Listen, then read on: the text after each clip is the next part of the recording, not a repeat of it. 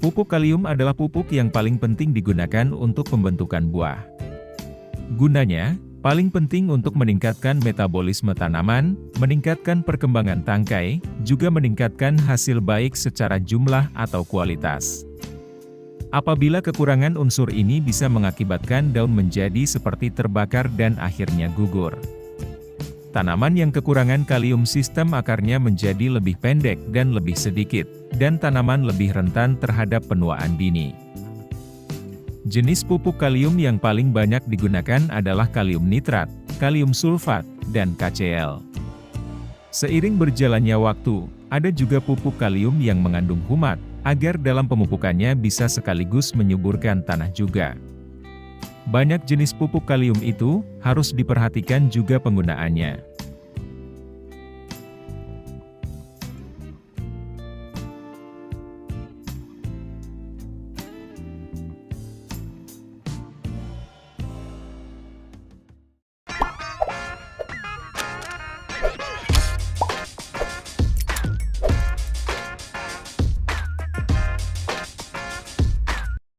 Dari segi harga, pupuk ini memang yang paling murah, tapi dengan kandungan kalium yang tinggi. Lihat saja seperti pupuk KCl Merauke MOP, yang harganya per kilogram sekitar 20 ribuan. Di dalamnya total ada 60% kalium oksida. Atau pada pupuk KCl Mahkota dengan harga yang hampir sama. Ada banyak lagi jenisnya ya, KCl Kujang, KCl Pak Tani, dan lainnya. Pupuk KCl ini sifatnya mirip dengan garam. Saya rasa semua juragan sudah tahu kalau dalam pupuk ini ada kandungan klor, yang mana jika digunakan berlebihan akan berdampak negatif. Pada tanaman umbi-umbian malah menyebabkan keracunan. Keracunan pupuk KCl pada tanaman juga dapat dipengaruhi oleh kondisi iklim dan kondisi tanah. Saat musim kemarau tiba atau pada saat kondisi tanah dalam pH asam atau rendah, dapat menyebabkan tingkat serangan keracunan klorida meningkat. Kalau pada kondisi tanah yang sangat kering akan menjadi masalah. Pemupukan KCl dilarang jika pada kondisi tanah yang kering. Sekalipun pemupukan dilakukan dengan cara kocor, sebaiknya tanah dibasahi terlebih dahulu. Kalau tanah tidak kering tidak masalah, karena klorida mudah dihapus dari tanah lewat proses pencucian. Maka alternatifnya, juragan bisa menggunakan KCl cair dengan cara semprot, meski dalam interval penyemprotan yang akan lebih sering. Penggunaannya harus hati-hati.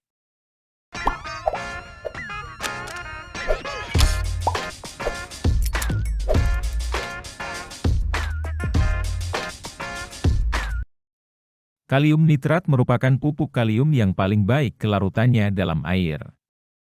Kalium jenis ini sudah bebas klor dan ada kandungan nitrogennya. Biasanya terdiri dari 45% kalium dan 13% nitrogen. Contoh pupuknya adalah KNO3DGW yang harganya sekitar 40 ribuan. Atau dengan KNO3 Grand K yang harganya hampir sama, sekitar 45 ribuan. Dan masih banyak lagi merek kalium nitrat lainnya. Nitrogen dalam pupuk ini berbentuk nitrat sehingga tidak mudah menguap atau higroskopis. Kandungan kaliumnya cukup tinggi dengan kelarutan instan yang kuat dan memberikan hasil dalam waktu yang cepat. Sifat pupuk ini netral, dalam aplikasi jangka panjang tidak menyebabkan pengasaman tanah. Sangat cocok untuk tanaman berbuah pada tahap pembuahan untuk menghasilkan kualitas buah dengan warna yang baik. Pada semua jenis tanah bisa diaplikasikan dengan efek yang cepat. Pupuk ini tidak menyebabkan akumulasi garam di tanah. Meski harganya lebih tinggi, tapi kerjanya memang lebih baik. Tapi, pupuk yang mudah terserap ini ternyata juga mudah tercuci. Maka dalam aplikasinya sebaiknya jangan terlalu lembab. Asalkan juragan memperhatikan setiap pengaplikasiannya, dengan sesuai dosis yang dianjurkan, ini akan memberikan hasil yang lebih baik. Juga dengan memperhatikan interval aplikasinya, yakni di waktu kapan saja, seharusnya tanaman kembali diberi pupuk.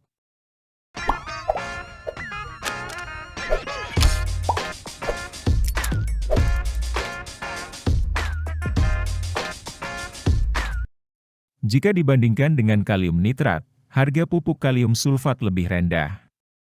Tapi masih lebih mahal jika dibandingkan dengan pupuk KCl. Kandungan kaliumnya ada 50%, lebih tinggi dari kalium nitrat, dan ada tambahan belerang sebanyak 18%. Kelarutan kalium sulfat dalam air termasuk baik. Contoh pupuknya adalah ZK Paktani, yang kandungan klor 1,5% saja. Harganya sekitar 20 ribuan per kilogram. Atau pada Merauke Shop yang bebas klor, dengan harga yang hampir sama. Pupuk ini biasanya banyak digunakan untuk budidaya bawang atau daun bawang. Karena harganya murah, tapi sudah minim dari klor. Kalium sulfat jika diaplikasikan pada tanah yang asam akan memperburuk keasaman tanah, bahkan sampai memperparah toksisitas aluminium aktif dan besi pada tanaman. Di bawah kondisi banjir, sulfat yang berlebihan akan berkurang menjadi hidrogen sulfida, yang malah membuat akar hitam. Oleh karena itu, untuk penggunaan jangka panjang kalium sulfat harus dikombinasikan dengan pupuk kandang pertanian, pupuk fosfat alkali, atau kapur untuk mengurangi keasaman.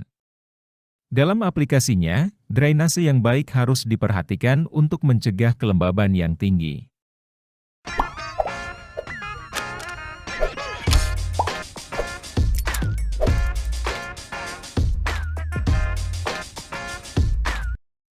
Beda dengan pupuk-pupuk sebelumnya, kalium humat merupakan pupuk kalium padat organik yang bekerja lambat. Karena mengandung asam humat dengan aktivitas biologis yang kuat, ia memiliki sifat adsorpsi, kompleksasi, dan helasi yang sangat kuat. Asam humat bisa mengikat unsur hara lain yang ada dalam tanah, sehingga tidak banyak terbuang dan bisa menghemat pupuk. Kalau juragan mau tahu, pemanfaatan kalium humat ini bukan hanya lewat tanah saja, tetapi juga lewat daun. Fungsinya bisa meningkatkan respon tanaman terhadap pemupukan dan penyerapan karbon, mencegah stres, menetralisir asam pada permukaan daun, menunjang pembentukan enzim hormon, dan meningkatkan permeabilitas daya serap sel tanaman terhadap nutrisi. Maka dari itu penyerapan dan pemanfaatan kalium akan lebih efektif. Contoh produknya adalah Starka, yang harganya sekitar 60.000 per kemasan 500 gram. Cukup mahal karena di dalamnya juga ada asam sulfat. Total ada 10–12% kalium, 60% asam humat dan sekitar 13% asam sulfat. Atau pada produk humasid. Kandungan dari humasid adalah asam humat 65%, asam sulfat 10% dan kalium 12%. Harganya sekitar 23.000 per kemasan 100 gram. Sampai sini saja pembahasan kita, dan jumpa lagi pada video pembahasan berikutnya.